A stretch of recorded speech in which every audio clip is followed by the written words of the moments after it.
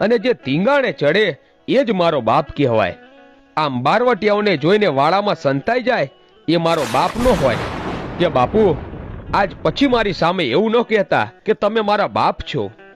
આ વાળામાં ઓઠા લે એ મારો બાપ ન હોય. કે બેટા તને ખબર નથી કે આપણું વરણ શું છે? આપણે એક રૂખી છીએ, આપણે હરિજન કહેવાઈએ. કે બાપુ એ તો બધા બહાના છે. આજે એક માનું ધાવણ ઉજળું કરવાનો આજે અવસર આવ્યો છે. ગામની આબરૂ રાખવાની વેળા છે. એમાં નાત જાત ન હોય બાપુ.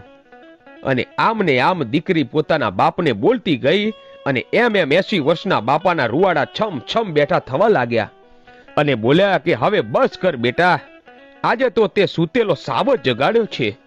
બેટા હવે હું રૂખીનો દીકરો મટી ગયો છું અને એક હાવ જ છું.